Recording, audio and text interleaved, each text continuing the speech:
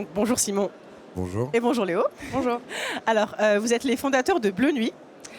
Pour résumer un peu, Bleu Nuit, c'est une agence événementielle de musique électronique créative et engagée spécialisée dans la culture alternative. Là, je l'ai fait vraiment en bref, mais vous en faites pas, on va venir dans les détails et tout expliquer. Alors, de base, en fait, ce qui est intéressant avec votre projet, c'est que c'était une asso étudiante, en fait, une asso pendant vos études. Et comment c'est devenu une entreprise par la force des choses, parce que vous avez eu des clients? Comment ça s'est développé? En fait, c'était une association pendant 6 ans, jusqu'à temps qu'on fusionne en fait avec une société déjà existante de gens qui travaillaient dans les mêmes bureaux, dans le même espace de coworking avec nous. Et c'est à ce moment-là où en fait l'association est devenue agence, puisque c'est l'agence et la réunion en fait de cette société avec laquelle on a fusionné et de notre association qu'on avait depuis 6 ans. Et du coup, concrètement, Léon, tu peux peut-être répondre, mais c'est quoi, vous proposez quoi comme service à vos clients, concrètement? Nos clients, on parle plutôt de public du coup, donc on fait de l'événementiel. Et l'idée, c'est de créer des expériences artistiques et engagées. Donc artistique, on a 3 festivals notamment, qui sont notre activité principale à l'année. Et chacun notamment le Circus, c'est ça, le festival. Il y a le Circus, il y a le Japan Connection Festival et il y a le Chant des Machines. Et les trois, il y en a un qui se situe en Touraine, en Indre-et-Loire, un à la Gaîté Lyrique à Paris et un troisième à Noisiel en Seine-et-Marne. Et vous l'avez dit, il y a un vrai engagement derrière pour le développement durable. D'ailleurs, ça fait partie du cœur de votre programme. Et quelle initiative justement vous mettez en place pour œuvrer là-dessus?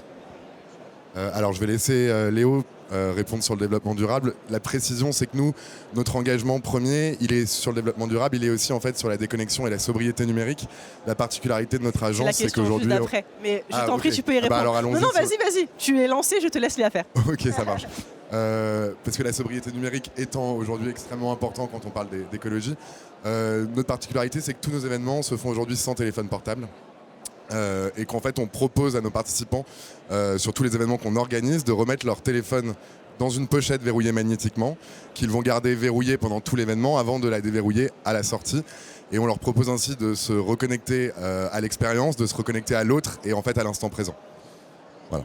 Et pour l'aspect du coup développement durable, tu peux peut-être en parler, mais c'est lié en réalité aussi. Oui, c'est ça, en fait les deux sujets sont très liés. Après ça, c'est plus une spécificité qu'on ne voit pas encore sur beaucoup d'événements, en France en tout cas, et qu'on essaie vraiment de développer. Ça nous permet de sensibiliser directement les gens, parce que quand ils arrivent à un événement et qu'on leur demande de ne pas utiliser leur téléphone, forcément c'est un peu parfois un choc.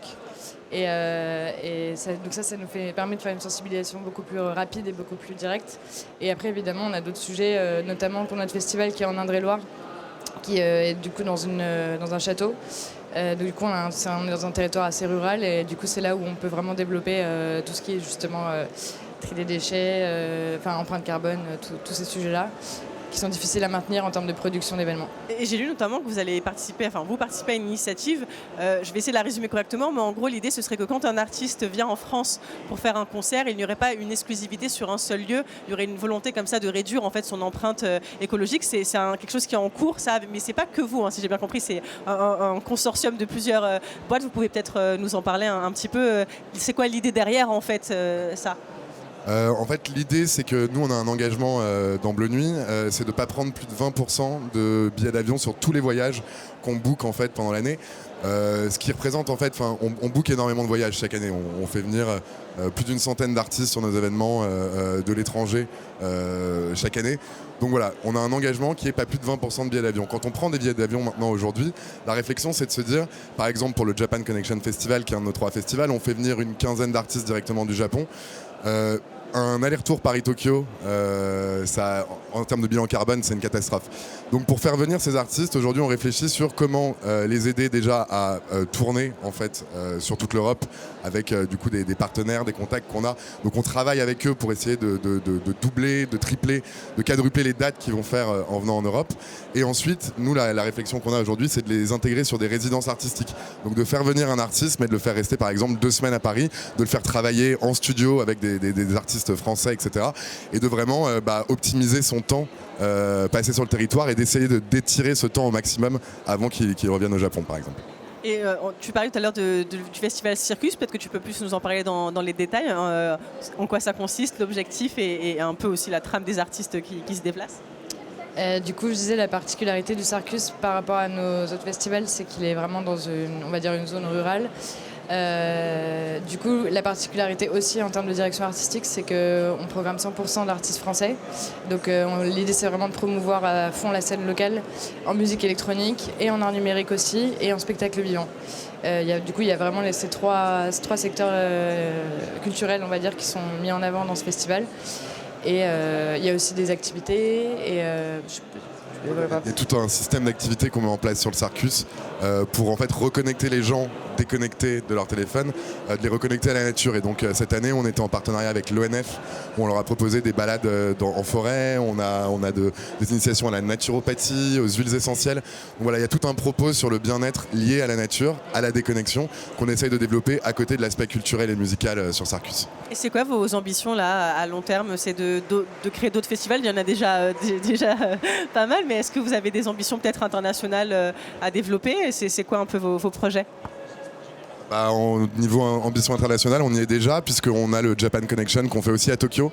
Et vous vous déplacez aussi là-bas? Oui, on se déplace là-bas en France. Voilà. D'accord, il y a un échange entre les... Exactement, et on vient avec des artistes français au Japon, avec des rencontres avec des artistes japonais, etc. Et on développe avec Circus le Canada aussi, donc sur la francophonie, voilà, avec des choses qui sont prévues pour l'année à venir, dont on ne peut pas parler aujourd'hui, mais on développe aussi le Canada du côté de Circus. Donc voilà les ambitions internationales, et ensuite notre vraie ambition c'est de pérenniser ces festivals, parce que le festival c'est un modèle économique qui est fragile. On est difficilement rentable sur un festival, ça prend beaucoup de temps. Donc on avait aujourd'hui déjà 3 festivals dans l'agence, ce qui est beaucoup. Donc comment est-ce qu'on va les rendre pérennes et comment est-ce qu'on va les implanter durablement dans le paysage des festivals français? On a beaucoup parlé de rentabilité, etc., de développement durable, mais le plus important c'est au final la musique, parce que j'imagine que vous êtes surtout 2 grands passionnés de musique.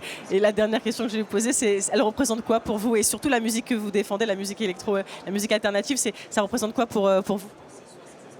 La raison d'être, la raison de vivre et une passion. Ouais. Une passion. C'est un vrai choix de passion en fait, ce métier-là. C'est un vrai choix de passion, ouais. Ouais. il faut, sinon c'est difficile de s'y tenir parce qu'il y a beaucoup d'obstacles, beaucoup de... C'était quoi justement le plus grand obstacle auquel vous avez dû faire face en lançant? Notamment la rentabilité, ouais.